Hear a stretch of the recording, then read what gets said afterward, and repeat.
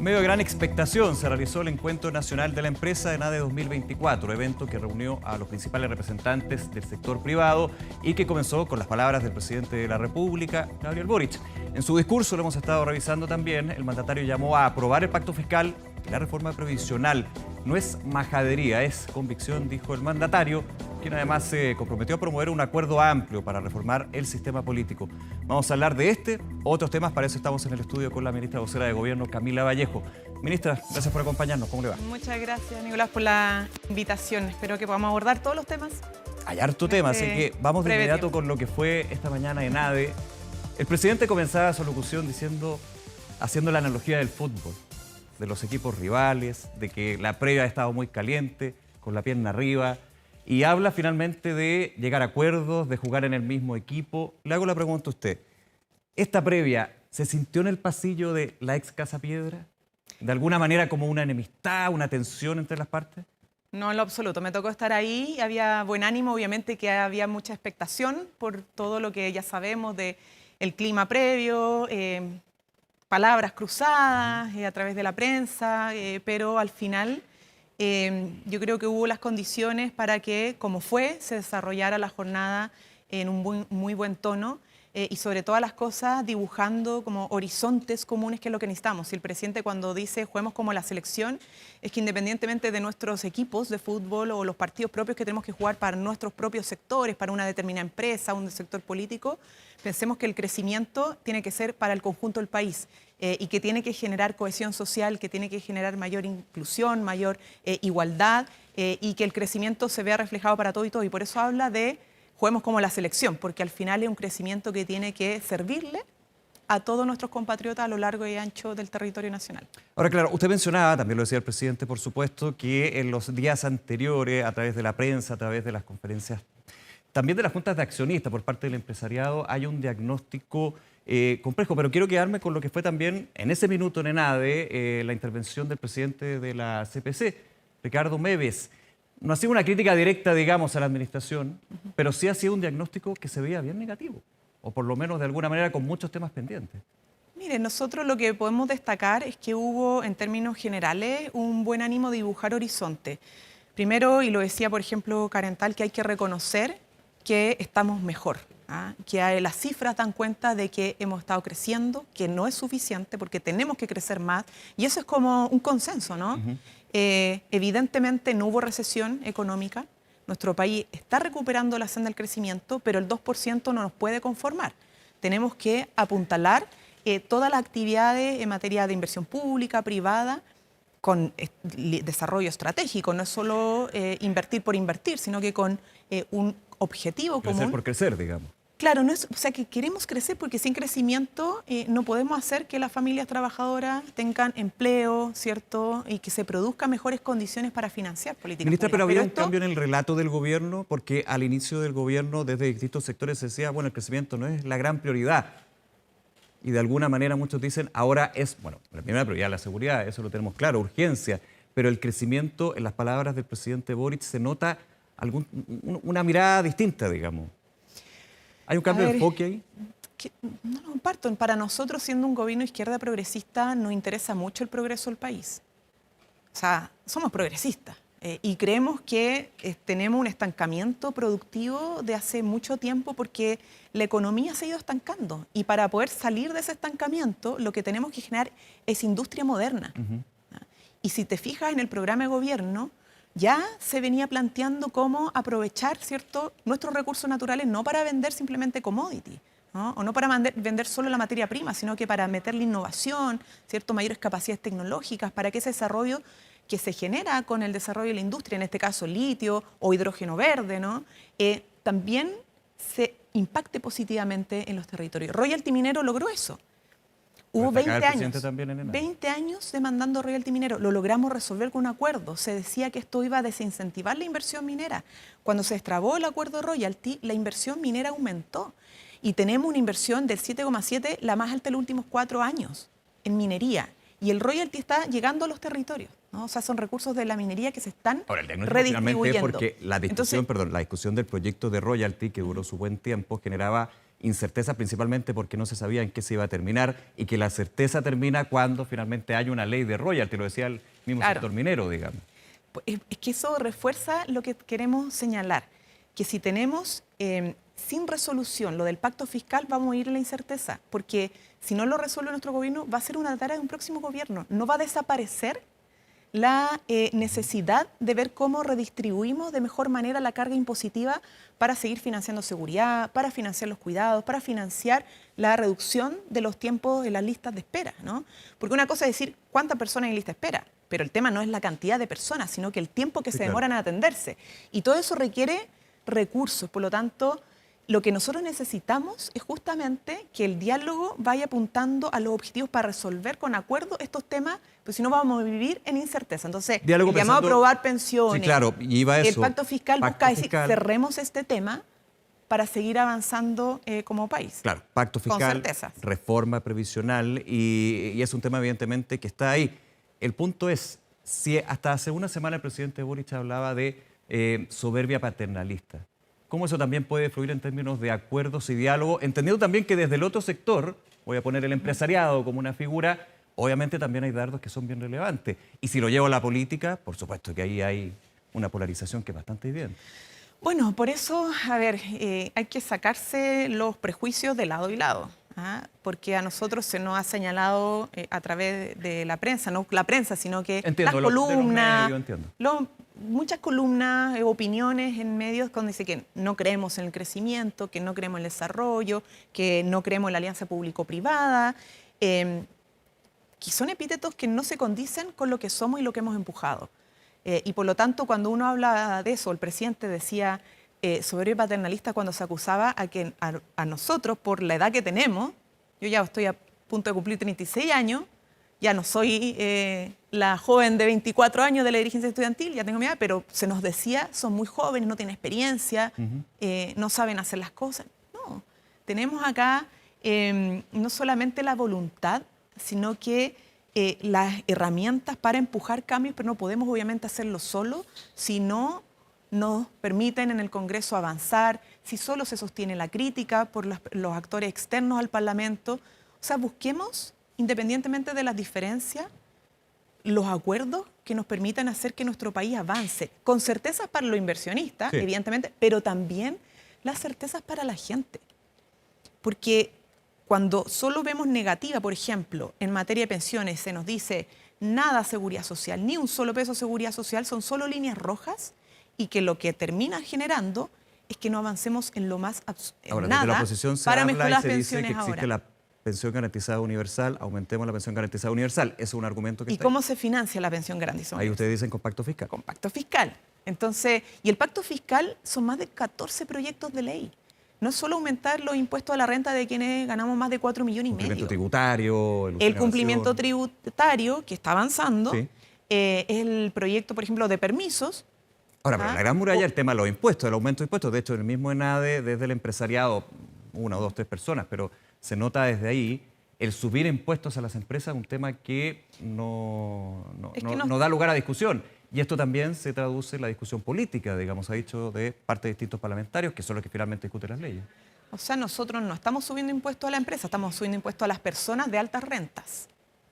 Y de hecho tenemos en el pacto fiscal incentivos tributarios para que las empresas, en vez de pagar ciertos impuestos, reinviertan de las utilidades en el desarrollo productivo. Claro.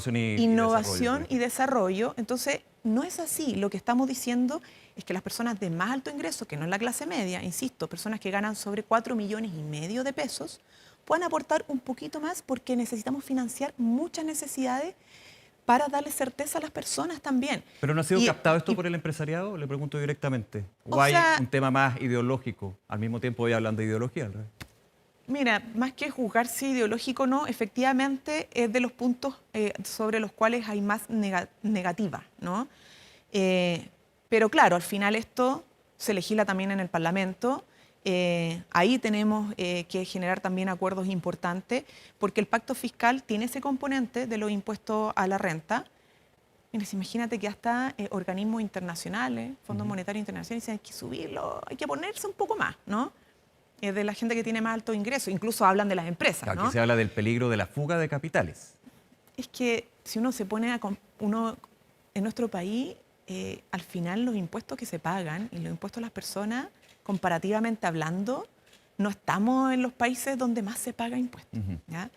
Entonces, si uno dice, queremos mejor salud, más universal, de mejor calidad, con más accesibilidad, mejor educación, más policías en las calles, es decir, liberémoslos de las funciones administrativas para que estén en la calle, en los operativos policiales, eso requiere recursos. Entonces, todo son muchas necesidades que se tienen que financiar no solo con crecimiento, por cierto, con crecimiento, Sí, claro. sino que también con una suerte de mejor redistribución de la riqueza, y también necesitamos fortalecer las capacidades productivas, es decir, ¿Y la que eficiencia no del solamente gasto? la riqueza se ¿Y produzca la en ciertos eficiencia del gasto, sectores, la mejor sino que en todos los redistribución? territorios del país. De parte del Estado. Bueno, también es parte del pacto fiscal la modernización del Estado y la eficiencia del gasto. Que esa historia, yo lo he escuchado en varios gobiernos, a eso me refiero, y a lo que voy no es una Sí. intención de no llegar a eso, sino la dificultad que ha generado para el Estado, representado por los gobiernos, finalmente modernizar el Estado en cosas quizás súper simples, que después uno se da cuenta que no son tan simples, y cosas bastante más complejas. No, esto obviamente nada es muy simple, todo tiene sus propias dificultades, pero en nuestro país hemos sacado adelante cosas que se decían que eran muy difíciles y casi imposibles. 40 horas ustedes han destacado. Las 40 horas, o sea,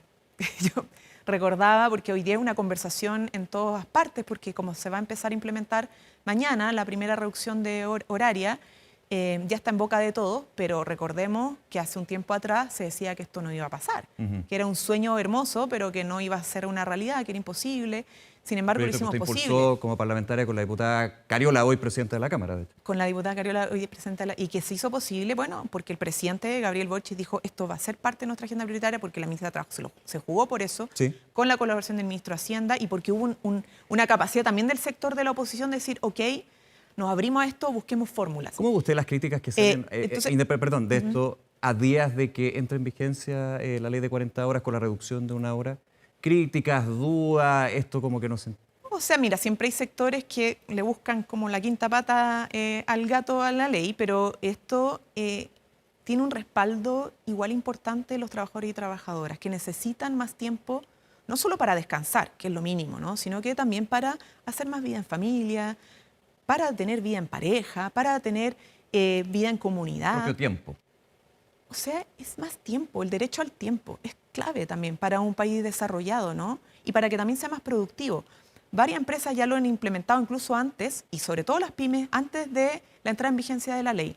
Y ahora queda otro grupo, hay algunos que han dicho queremos distribuirlo la hora por día y quedan 12 minutos, pero todos sabemos que no es del sentido común ningún trabajador, o aunque bueno, si lo quisieran podrían llegar a un acuerdo de distribuir por días, eso se puede hacer, pero no se puede imponer una distribución de ese tipo por ley, porque la idea de la reducción de la jornada es que la gente vea un impacto en su calidad de vida. Un efecto concreto ahí. Un efecto concreto, ¿no? Ministra, otro tema, lo ligo con ENADE, pero obviamente es bastante más amplio, tiene que ver con seguridad, y digo ENADE porque estuvo presente la ministra de Seguridad argentina, Patricia Bullrich. Sabemos que hace 2 semanas se generó una situación medio tensa, lo voy a poner en ese término, en términos de las declaraciones que entregó en una entrevista con respecto a Hezbollah, que esto va sumando a lo que es crimen organizado, un tema que podemos ir abordando también en ese sentido.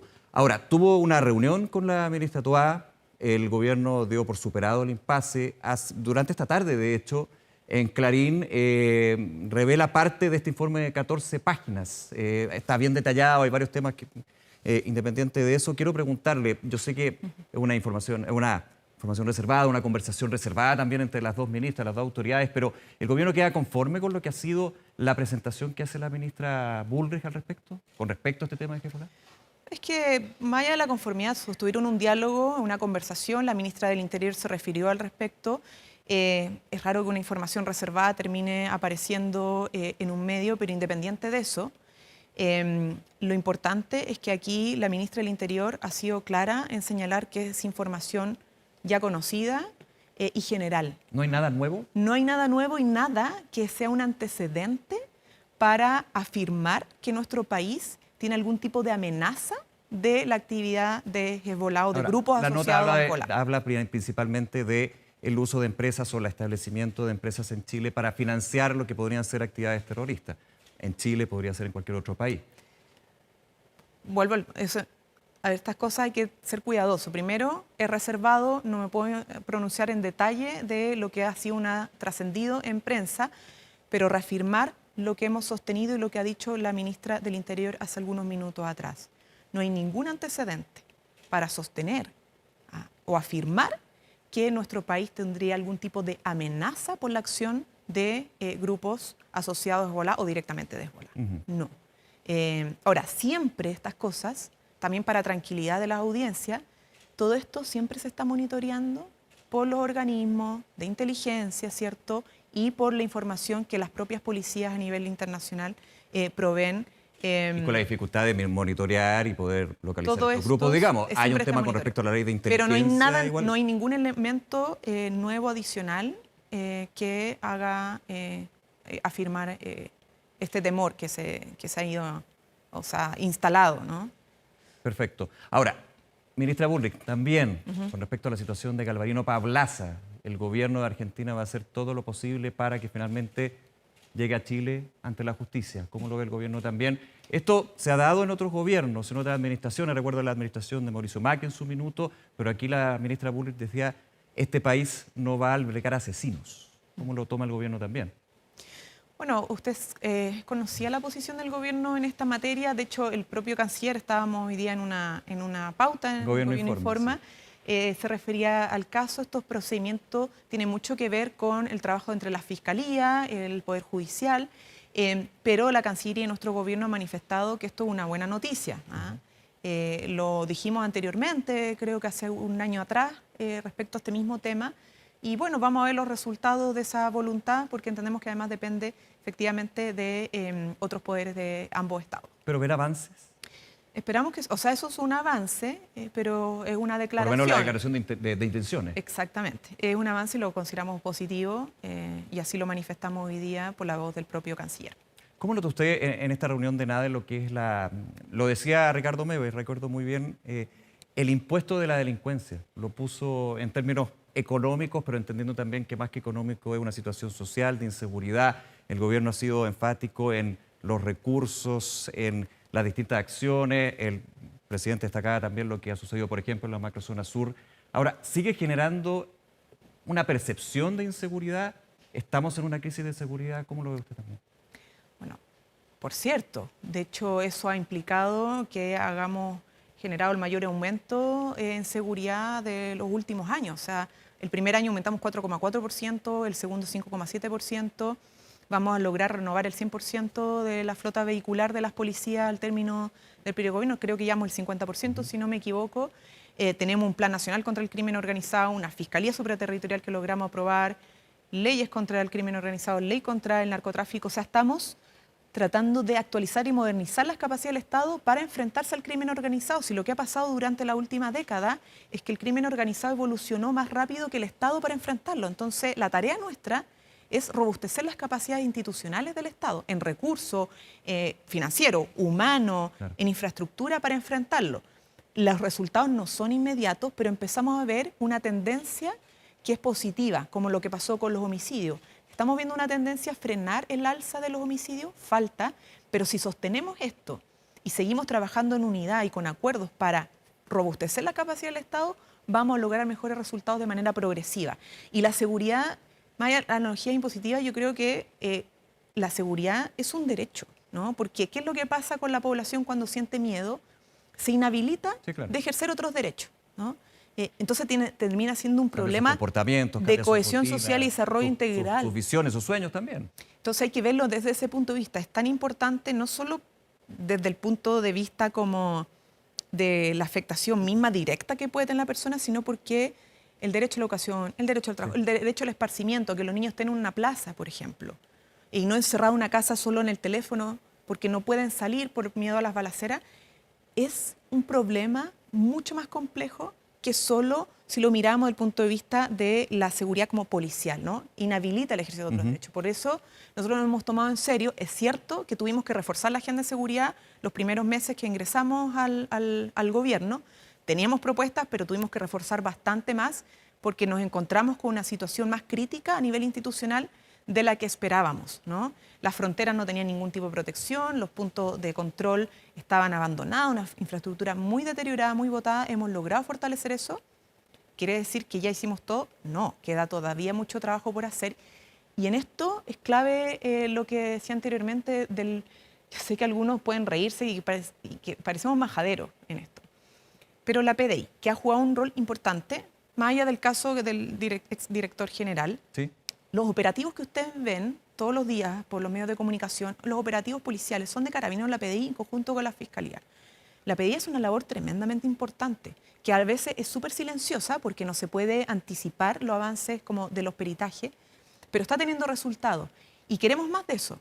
Queremos más PDI, queremos más operativos, queremos que el Estado se vea permanentemente enfrentando la delincuencia y el crimen organizado. Pero para tener más de eso, hay que aumentar la planta de la PDI. Tenemos que tener más carabineros en las calles. Y todo eso son recursos. Y cuando nosotros nos ponemos a ver cómo hacemos los movimientos, todo implica, todo tiene un costo de oportunidad. Y por lo tanto, el pacto fiscal, que no es solo aumentar impuestos a los rentas a los más ricos, sino que tiene otras herramientas, busca sostener eso, el aumento de la PGU de 250.000 pesos, la planta nueva de la PDI, la posibilidad de tener más carabineros en la calle y por lo tanto la función administrativa los cumplan otros. Sí. Son esas las tareas que tenemos que financiar. Entonces, la colaboración en esto es clave para poder avanzar del mundo empresarial y del Parlamento. Ministra Vallejo, en los minutos que nos quedan, hablando de instituciones, ¿se ha entregado esta información, trascendido o no? Directamente le hago la pregunta. Después del aniversario de Carabineros, ¿el general Yáñez deja su cargo? Miren, en esto yo no quisiéramos entrar en la fecha, en esto si es un día, 2 días, durante, un día después, no es lo relevante para nosotros. Nosotros tenemos un criterio político fijado para todos los casos. No es un tema solo asociado al general La institución director. por sobre la persona. Exactamente. No creemos en los personalismos. Esto no tiene que ver con las personas, ni en la evaluación personal de las relaciones con el general director, ni tampoco un juicio anticipado al general director en las causas que está siendo investigado, por lo cual se va a formalizar. Esto tiene que ver simplemente con que no queremos distractores a las instituciones que tienen que funcionar sin estos ruidos, ¿no? ¿No ha distraído a Carabineros o la función de Carabineros?